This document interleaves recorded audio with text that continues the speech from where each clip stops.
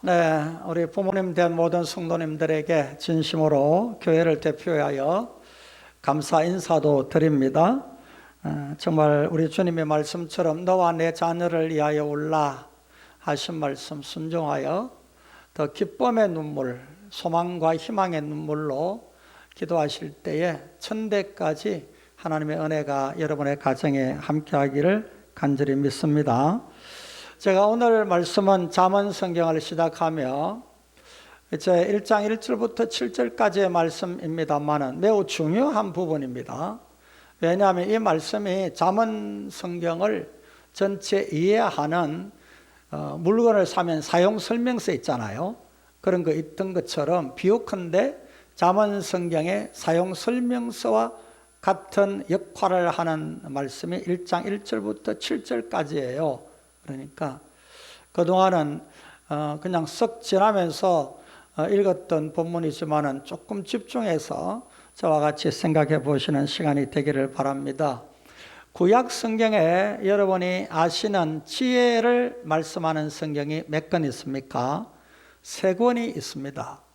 바로 욥, 잠언, 전도서 3권인데 저는 잠언서부터 말씀을 드립니다. 잠언, 전도서, 욥기 그럽니다. 왜냐하면 이 3권 다 지혜를 우리에게 알게 하시고 얻게 하시는 하나님의 말씀인데 각각의 특징이 있습니다. 먼저 잠언서입니다. 우리가 5월, 6월 2달에 묵상하게 되는 말씀인데 주로 일상 범사에 우리 주변에 일어나는 여러 가지 일들 속에서 하나님이 지혜자가 되어라 하고 말씀을 하시는 내용입니다. 말하는 언어 생활, 순종하는 생활, 재물, 가난한 자에 대한 태도, 또 이웃과 사회, 친구 관계, 우리의 실제적인 삶에 대한 지혜를 얻도록 주시는 말씀이에요. 그렇기 때문에 아주 기본적인 지혜다, 그렇게 비유를 해서 말씀드릴 수 있겠고, 아주 초보적인 지혜에 대한 말씀이라고 말씀도 드릴 수 있겠습니다. 그 다음 성경이 전도서예요.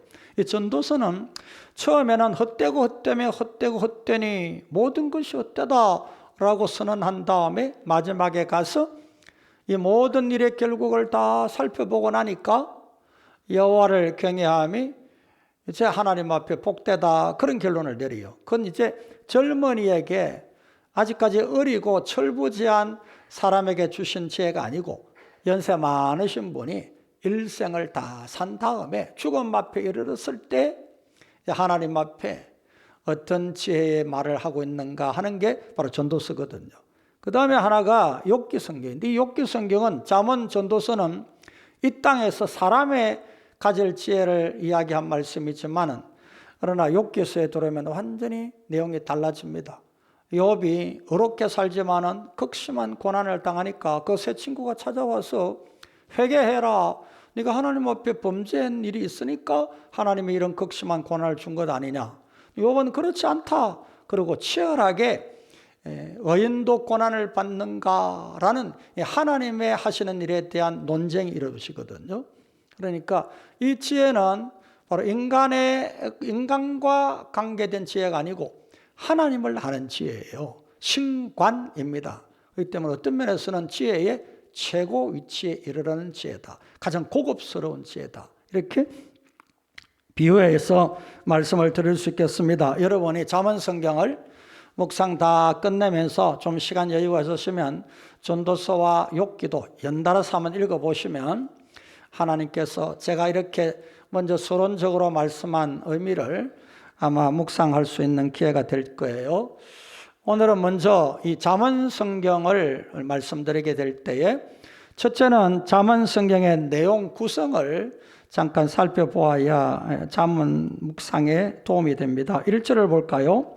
다윗의 아들 이스라엘 왕 솔로몬의 잠언이라 그랬습니다.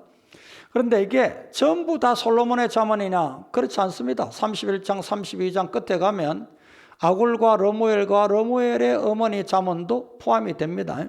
그러나 거의 대부분이 솔로몬의 잠언인데, 그러면 솔로몬이 이렇게 잠언을 많이 혼자서 이야기했을까? 이제 근거가 열왕기상 4장 32절에 보면 그가 잠언 몇 가지냐면 3,000가지를 잠언을 이야기했고, 노래도 1,005편의 노래를 지었다, 그런 말씀을 보니까 충분히 잠언의 내용이 다 솔로몬의 잠언인 것은 우리가 이해할 수가 있겠습니다. 내용을 보면 오늘 1장 1절부터 7절까지는 전체 서론인데 제가 방금 말씀드린 대로 잠언을 어떻게 읽을 것인가 하는 잠언에 대한 사용 설명서 역할을 하는 중요한 본문이다 말씀을 드릴 수가 있겠고요. 그 다음 1장 8절부터 9장 끝절까지, 쉽게 말하면 1장부터 9장까지는 잠언 성경 속에 솔로몬의 지혜이긴 하지만은 조금 담화 형태로 문장이 조금 깁니다. 특징은 내 아들아 라고 시작을 하기도 하고, 그건 이제 수직적인 관계죠. 부모와 자녀 간에. 근데 중간쯤 가다 보면 자주 아들딸아 라는 말씀도 나옵니다. 이건 이제 자녀와 부모의 수직적인 관계에서 여러 아들들, 보편적인 수평적인 관계로 이 지혜가 확장되고 있다는 것도 의미가 있는 부분입니다. 그런데 이 담화 형태로 진행되다 보니까 먼저 특징이 있습니다. 부모가 자녀를 향하여서 아들에 대하여서 명령을 먼저 합니다. 지켜라, 그리고 피해라, 그 다음에 또 여러 가지 명령을 먼저 한 다음에 그 명령에 대한 내용을 설득을 해요. 왜냐하면 내가 왜 이런 명령을 하느냐 하면 이러한 유익이 있기 때문이다 하고 이제 설득을 합니다. 설명이 길어져요. 그러다 보니까 이 담화라고 이야기한 것은 이 내용이 좀 길다 그런 말이에요. 간단하지 않고 좀 길다, 그렇게 보셔야 되겠고요.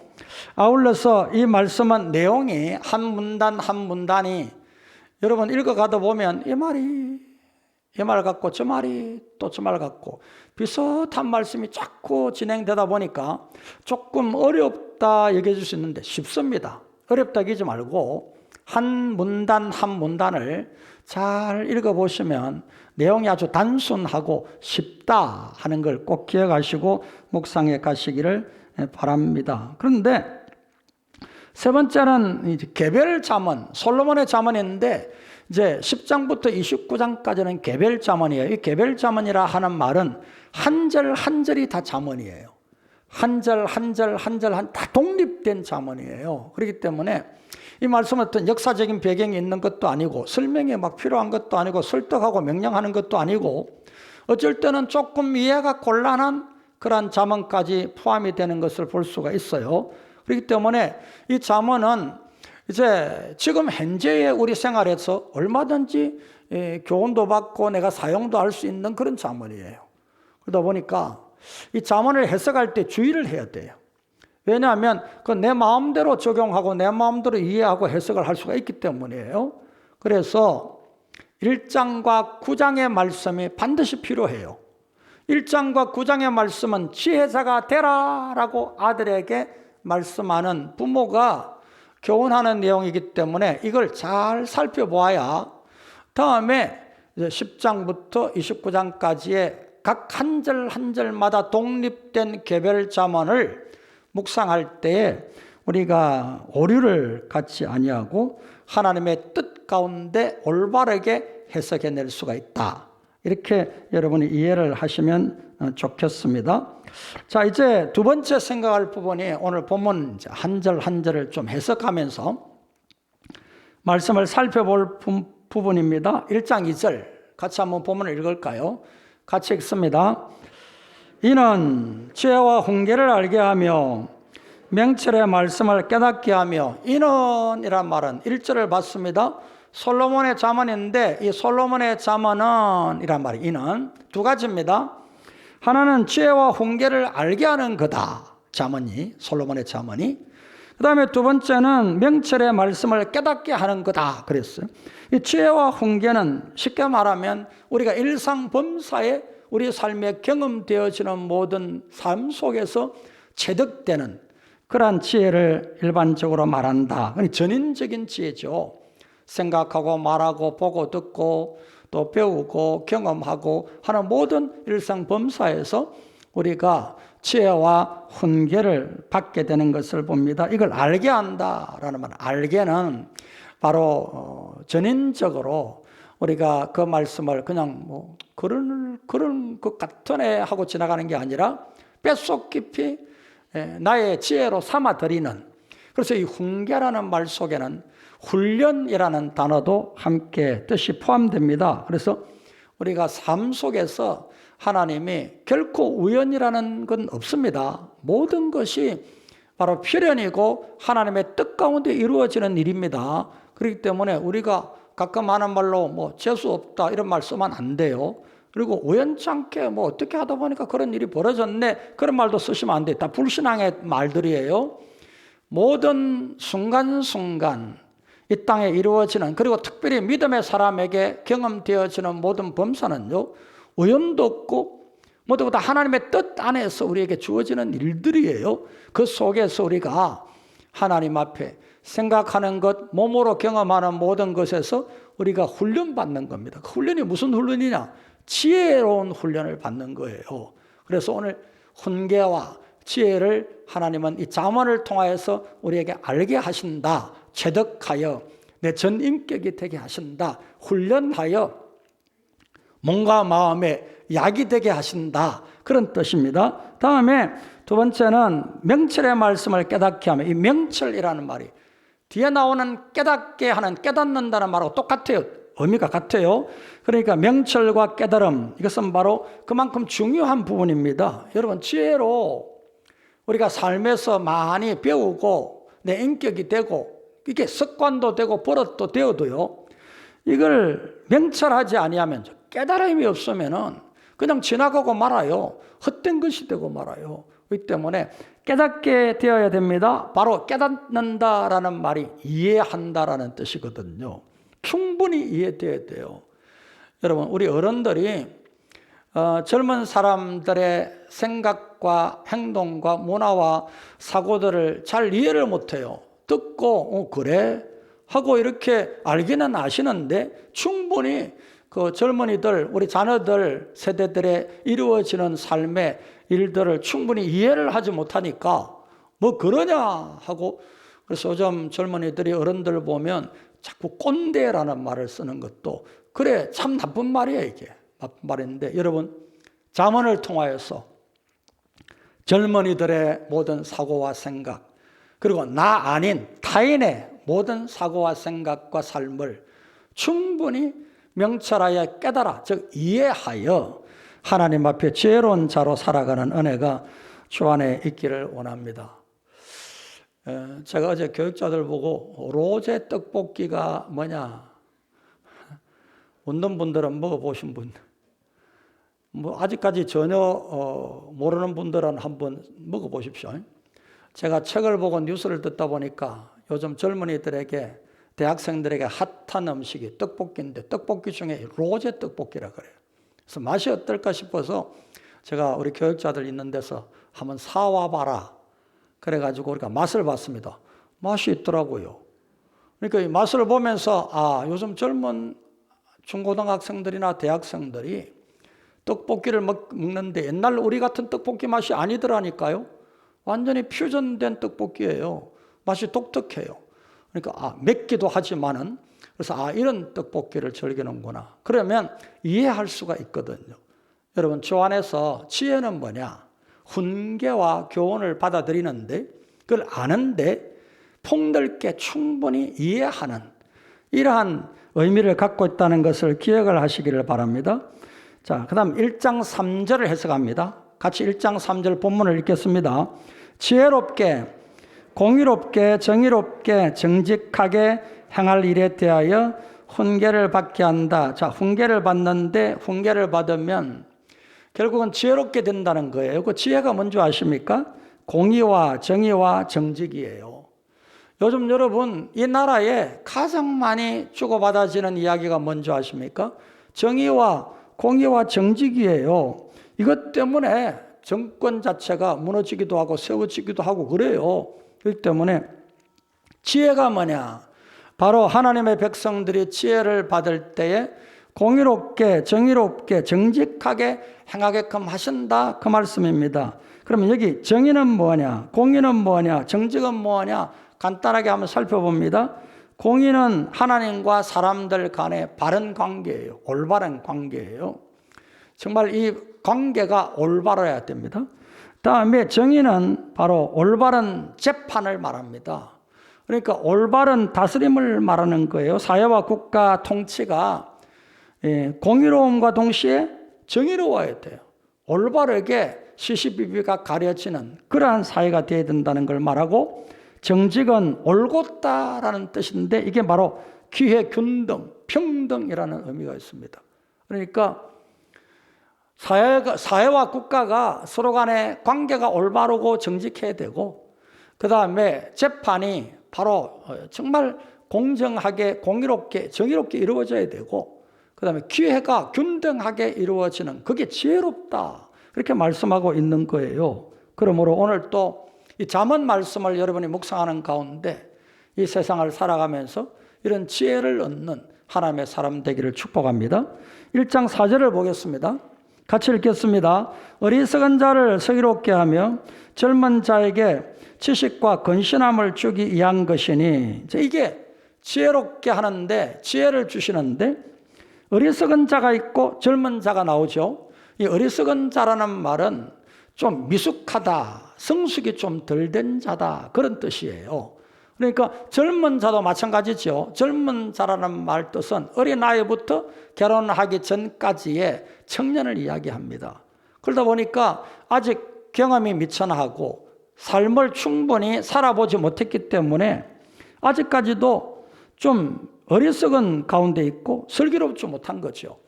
젊은이들은 지식과 건신함이 없는 거죠. 지식과 건신함이라는 것은 바로 분별을 말합니다. 분별력이 약한 거예요. 많은 경험을 하지 못했기 때문에.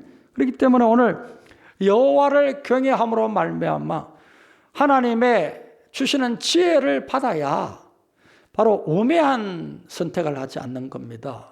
자, 보세요. 어리석은 자, 즉 아직까지 미숙한 자입니다. 젊은 자, 아직 나이 어린 자입니다. 이들은 지혜라는 개념에서 보면 이게 지혜로운 것을 선택해야 되는데 지혜로운 것을 선택을 하지 못하고 머뭇거리고 있는 거예요. 어느 것이 지혜로운가를 분별이 잘 못하여서 슬기롭지 못한 분별을 할 수가 있는, 판단을 할 수 있는 위치에 있는 자이다. 그렇기 때문에 오늘 잠언 성경을 묵상하는 가운데 이게 어떤 것을 선택하는 것이 올바른 지혜일까를 배워라, 그 말이에요. 그게 바로 1장부터 9장까지의 말씀을 통하여 우리 성도들이 아직까지 지혜롭지 못하다 여기지겠들랑 하나님 앞에 이 말씀을 깊이 묵상하는 가운데 올바른 분별과 판단을 하는 슬기로운 하나님의 지혜자가 되는 은혜를 받게 되기를 저는 축복합니다. 그렇기 때문에 주 안에서 우리가 이 부분을 1장부터 9장까지는 지혜자가 되어라, 지혜를 배워라 하는 명령으로 알고 아멘 하고 순종하면서 오늘 이 지혜를 잘 묵상해 가시는 은혜가 있기를 바라요. 그런데 5절과 6절에 들었으면 5절에 들었으면 2절부터 4절까지 분위기와는 완전히 다른 분위기예요. 5절을 한번 읽어볼까요? 같이 읽겠습니다. 지혜 있는 자는 듣고 학식이 더할 것이요 명철한 자는 지략을 얻을 것이라. 여러분 2절에 시작할 때는 지혜와 훈계를 알고 또 명철을 한 자가 되고 그랬어요. 그러면 아직까지 지혜롭지 못한 자에게 지혜와 훈계를 알아라 그러는 거잖아요. 배워라 그런 말씀인데 5절에 들었으면서 하는 말이 지혜 있는 자는 듣고 또 명철한 자는 지략을 얻고, 그러면 이미 5절에서 말씀하는 말씀은 지혜를 배우고 지혜를 얻은 자에게 주시는 말씀이다 그 말이에요. 이해가 됩니까? 다음에 아울러서 명철한 하나님의 사람이 지혜를 얻어서 되어라 했는데 2절부터 4절까지는 5절에 들었으면 완전히 분위기가 바뀌어서 명철한 자는 지략을 얻을 것이라 그랬단 말이에요. 그러니까 이 말씀은 도대체 무슨 말씀이냐? 바로 2절부터 4절까지 해서 지혜와 훈계를 배워서 알아라 라는 말씀은 잠언 1장부터 9장까지에 해당되는 말씀이에요.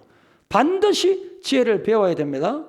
그런 다음에 지혜가 배워져서 지혜자가 되었어요. 그러면 이제부터 10장부터 들어가는 거예요. 지혜를 배웠느냐? 그러면 지혜를 배운 자면 10장부터 말씀을 묵상하는 가운데 학식이 더해라. 명철한 자가 되었느냐? 그러면 10장부터 개별 잠언이거든요. 한 절 한 절 잠언을 묵상하는 가운데 지략을 얻어라. 이 지략이라는 말은 방향성을 말합니다. 그리고 남을 지도하는 지도력을 말해요. 그렇기 때문에 이제는 지혜자는 학식도 하고 또한 명철한 자는 더 말씀의 지혜를 충분히 이해하는 가운데 명철하여서 이제 모든 이들을 지도하고 가르치는 그런 성숙한 자의 자리에 이르렀음을 말씀하고 있는 겁니다. 이제 우리가 5절, 6절을 보면 2절부터 4절까지 말씀한 지혜를 배우라 라는 말씀을 아멘 하고 지혜를 배운 자가, 즉 잠언 1장부터 9장까지 지혜를 묵상하여 배운 자가 이제는 이 지혜가 확장됩니다. 더 성숙된 가운데 갑니다. 이제 지혜자가 되었느냐? 학식 더해라. 이제 맹철한 자가 되었느냐? 지략을 가져라. 그러기 위해서 10장부터 29장까지의 지혜를 묵상해서 배워보라 라는 의미인 것을 우리가 기억하시기를 바랍니다. 그렇기 때문에 1장 1절부터 7절까지의 말씀은 잠언 전체 성경을 설명해 주는 설명서와 같은 역할을 하는 말씀이다. 이렇게 우리가 보는 거죠. 1장 6절입니다. 잠언과 비유와 지혜 있는 자의 말과 그 오묘한 말을 깨달으리라. 이 말씀은 무슨 말씀이냐 하면 지혜자는 학식도 하고 명철한 자는 지략을 더해가지고 이제 여기 나오는 대로 비유, 잠언, 또 지혜 있는 자의 말, 그 오묘한 말, 이 말은 모두가 10장부터 나오는 한 절 한 절 독립된 잠언을 이야기하는 거예요. 이게 오묘한 말이라는 뜻을 우리가 생각해 봐야 되는데 조금 살짝 비틀어지는 말씀이 많이 나와요. 10장부터. 곧대로 지혜롭기만 한 말씀이 아니에요. 좀 비판적이고 우리가 조금 이해하기 어려운 말씀들이 많이 나옵니다. 자, 그럴 때에 우리가 이 말씀 해석을 어디로 가져가서 해석해야 되느냐. 1장부터 9장까지 해주신 지혜를 배운 그 지혜 가지고 바르게 해석을 해야 되지. 내 마음대로 내 지식으로 해석을 하다가는 잘못된 오류에 잘못된 해석으로 빠질 수가 있다라는 것을 우리에게 알려주시고 있는 말씀입니다. 그렇기 때문에 이 안내를 잘 받아서 잠언 성경을 지금 묵상해 가실 때 이제 9장까지는 아직 많이 남았죠. 많이 남았으니까 더 집중해서 우리가 말씀을 9장까지는 잘 살펴가시기를 바랍니다. 제가 이제 10장 들었을 때쯤 되어서 다시 한 번 더 이 지혜에 대한 부분, 우리가 어떻게 묵상할 것이냐에 대한 부분을 다시 한번 알려드리도록 할 것이고, 아울러서 좀 더 묵상에 대한 참고를 얻으려고 하시면 홈페이지에 들어가셔서 오늘 광고 드린 대로 지난 수요일에 제가 말씀을 드린 설교가 들어있기 때문에 그걸 한번 들어보시면 여러분이 잠언 성경을 이해하는 데 많은 도움이 될 것입니다. 이제 세 번째, 끝으로 이제 한 가지 말씀을 드릴 부분인데 매우 중요한 부분이에요. 지혜의 근본은 여호와 경외입니다. 한번 따라하겠습니다. 지혜의 근본은 여호와 경외입니다. 할렐루야. 믿음이 되기를 바랍니다. 왜냐하면 모든 지혜의 방향이, 목적이, 주제가 여호와 경외이기 때문입니다. 자, 증거를 봅니다. 잠언 1장 7절 9장 10절 읽습니다. 여호와를 경외하는 것이 뭐라 그래요? 지식의 근본이거늘 미련한 자는 지혜와 훈계를 멸시하느니라. 9장 10절 여호와를 경외하는 것이 뭡니까? 지혜의 근본이요 거룩하신 자를 아는 것이 명철이니라. 분명하게 말씀해요. 그리고 전도서 12장 13절 일의 결국을 다 들었으니 뭐라고요? 하나님 경외하고 그의 명령들을 지킬지어다. 이것이 모든 사람의 본분이니라 말씀해요. 그리고 욥기 성경에도 1장 1절 이하에 많은 곳에서 여호와 경외, 하나님의 경외라는 말이 나옵니다. 우스 땅에 욥이라 불리는 사람이 있었는데 그 사람은 온전하고 정직하여 뭘 합니까?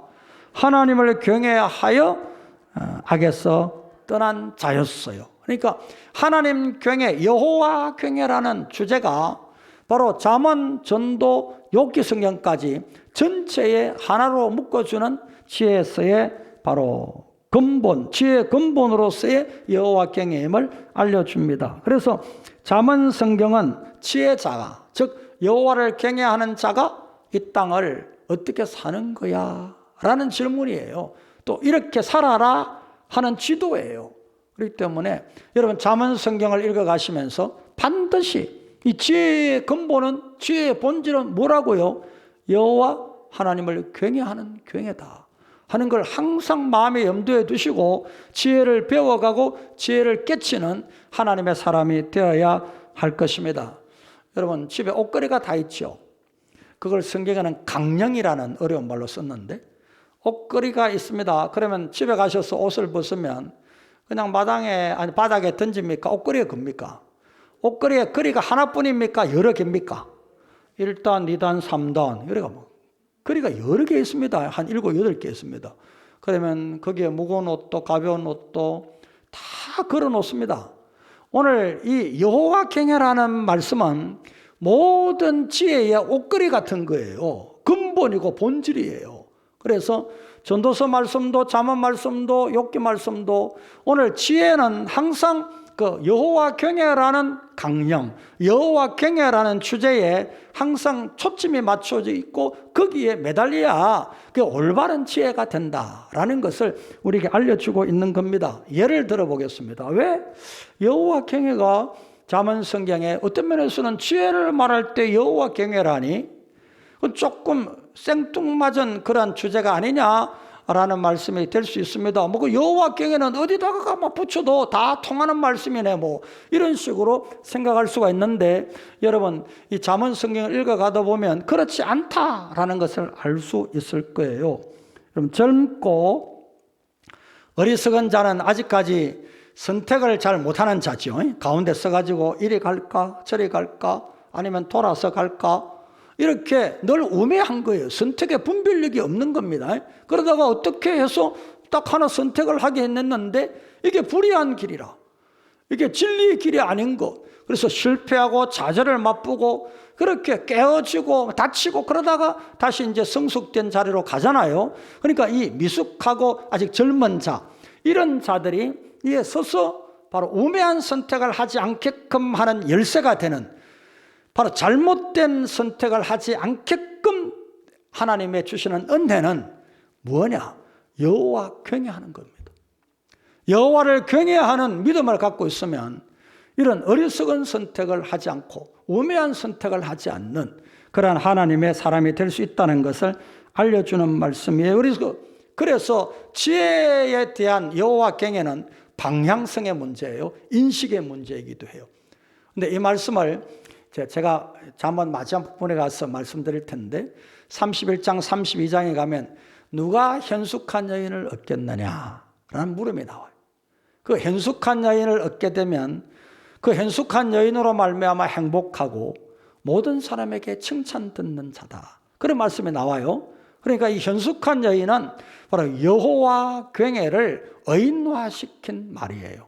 그러니까 여호와 경외하는 자는 바로 현숙한 여인과 같아서 악한 지혜는 멀리하고 참된 지혜를 품음으로 말미암아 모든 이들에게 칭찬이 되고 하나님 앞에 영광을 돌리는 자가 된다. 그렇게 잠언의 마지막 부분에 가서 현숙한 여인에 대한 말씀으로 결론을 맺고 있는 것을 우리가 볼 수가 있는 겁니다. 여러분 성경에 보면 잠언 성경에 지혜를 찾아 나서는 한 젊은이가 유혹을 받는 게 나옵니다. 그건 바로 음리의 길이에요. 길가에 화려한 옷을 입고 진한 화장을 하고 유혹하는 음녀가 있다, 그 말이에요. 그런데 여러분 이 부분은 우리가 성경 말씀을 보면 악한 사탄이 아주 화려하게 정말 멋지게 천사처럼, 광명의 천사처럼 가장해서 우리를 유혹하지요. 어쩔 때는 그게 안 통하면 우는 사자처럼 덤벼들어서 억압하고 두려움을 주면서 우리를 무너뜨리려고 하죠. 이게 사탄이거든요. 하나 예를 듭니다. 아담과 하와가, 특별히 하와가 바로 이 음녀의 유혹, 즉 악한 사탄이 호리는 유혹에 그만 넘어간 거예요. 자, 선악과를 따먹어서는 안 된다, 그런 하나님의 법을 알았습니다. 그런데 악한 사탄이 선악과 먹으면 네가 하나님 같이 되어줘 하고 유혹하니까 이 사탄의 이끌림을 받고 선악과가 있는 곳에 가서 선악과를 올리다 보니 성경에 뭐라 그래요? 첫째, 보니까 너무 보암직하다, 황홀하다, 그 말이에요. 너무 보암직하고. 다음 두 번째, 보니까 금방 먹으면 너무너무 달콤하고 맛있을 것 같은 먹음직도 하고, 그 다음 결론이 뭔지 아십니까? 지혜롭게 할 만큼 탐스럽기도 하다. 그게 뭡니까? 음녀가 유혹하는 지혜의 길이, 잘못된 지혜의 길이에요. 악한 영원한 멸망과 사망의 악한 자가 말하는 지혜의 길이에요. 그러니까 오늘 우리가 지혜를 말합니다. 여러분 신문을 듣고 방송을 보면은 다 정치하는 사람들이 대통령부터 모두가 나와서 하는 말들이 자기의 말에, 자기의 정책에 자기가 주장하는데 잘못도 포함되어 있으니까 여러분이 국민들이 들을 때 고려하고 잘 헤아려서 여러분이 잘 들으세요. 그럽니까? 무조건 자기들의 주장이 옳다 그럽니까? 다 옳다 그러지 뭐. 내일 들통이 나더라도 1시간 뒤에 들통이 나더라도 자기만 옳고 자기만 옳고 자기 정책만 올바르고 다 그렇게 주장을 하잖아요. 그런데 여러분 여도 야도 모든 사람들이 다 그렇게 주장하는데 가만히 지나다 보면은 그게 지혜로운 것과 불의한 것이, 정의로운 것과 불의한 것이 판별이 납니까 안 납니까? 판별이 나요. 분별을 우선 우리가 못하니까 이건지 저건지 유혹을 받는 길이에요. 여러분, 이게 바로 이 세상의 음녀의 역할이에요. 지금도 중앙통에 가면 길가에 젊은이들이 말쑥하게 차려입고 지나가는 젊은이들에게 성경 진리 배우자라고 유혹을 해요. 그러면 내가 이 성경 말씀을 좀 더 배우고 싶은데 배워야 되겠네 하고 거기에 같이 자리하여서 배우면 이게 뭡니까? 이단이에요. 대표적인 이단이에요. 그런데 그 이단들이 주장하는 주장을 감아보면 자기들이 진리 중에 진리라 그래요. 교회는 다 비진리라 그러고 자기들만이 오직 유일한 진리라 그래요. 그리고는 우리 공동체에 들어오면 사랑이 너무 넘치고 우리 공동체가 하나님의 나라와 같다 그래요. 그 맛을 본 사람들이 다니면서 그런 이야기를 해요. 어떤 데는 교회에는 구원이 없고 그 공동체 가니까 정말 사랑이 넘치고 그게 진리가 있다 그런 이야기하고 다녀요. 여러분 이게 뭐냐 하면 음녀가 지혜를 추구하는데 음녀가 유혹하는 길이에요. 무슨 말인지 여러분 이해되시죠? 그러므로 우리가 진리를 추구하고 올바름을 추구하고 무엇인가 바람을 추구하려고 발부둥 쳐요.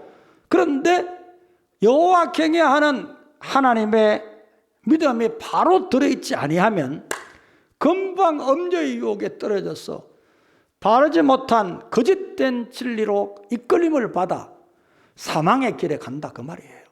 그렇기 때문에 1장부터 9장까지의 말씀에서 내 아들아 아니면 아들딸아 라는 지혜자가 되어라, 지혜를 배우라 라는 말씀을 가만히 깊이 묵상해 보십시오.